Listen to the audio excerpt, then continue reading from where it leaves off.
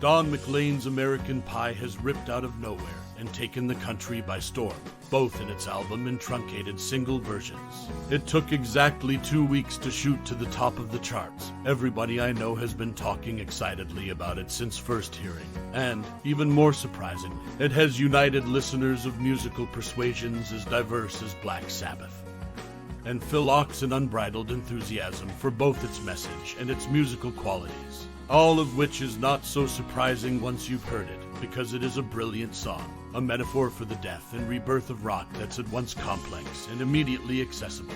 For the last couple of years, critics and audience alike have been talking about the death of rock, or at least the fragmentation of all our 1967 dreams of anthemic unity.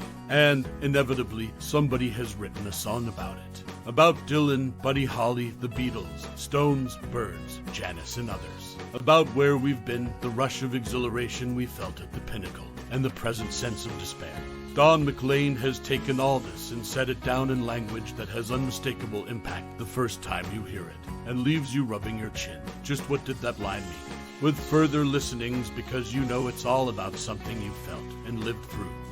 A very 1967-ish song, in fact, in the way it makes you dig for deeper meaning, but not the least bit mawkish. It opens with a slow, mournful sequence about reading the headlines about the deaths of Buddy Holly, Ritchie Valens, and the Big Bopper while delivering papers as a child. Then into the chorus, "Bye-bye, Miss American Pie, drove my Chevy to the levee, but the levee was dry. Them good old boys were drinking whiskey and rye, and saying this'll be the day that I die."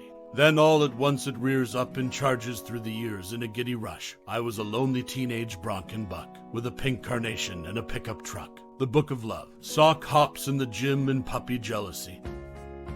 And then into the heart of the myth, where Dylan is a jester in a coat he borrowed from James Dean, laughing at the king in a voice that came from you and me. The halcyon days of Sergeant Pepper are brilliantly caught. The halftime air was sweet perfume, as the sergeants played a marching tune. But suddenly the jester is on the sidelines in a cast. The stage is taken by Jack Flash, and Altamont, the Angels, and the despairing resentment the Stones left many fans with pass in a dark panorama. Finally coming down to the levee again, where the good old boys are draining the bottles and talking as if it's all over, as they did when the plane bearing the Father, Son, and the Holy Ghost fell, and as they will again and again through the years. It's just the old Calvinist sense of impending apocalypse and perdition, but they're good old boys anyway, and we can't resent them because we too believe in rock and roll, and that music can save your moral soul, because they're us. American Pie is a song of the year, and its music is just as strong as those lyrics, propelled with special resonance by the piano of Paul Griffin, who played with the jester when his myth was at pinnacle. The single version is considerably shorter than that on the album, and I only wish that I could recommend the latter unhesitatingly. Unfortunately, the 8-minute hit is the only tune of real substance and vitality on it. The rest is given over to a series of moody, rather bland songs stereotypically deriving from the 60s folk tradition, and the current proliferation of songwriters specializing in introspective, watery poeticizing.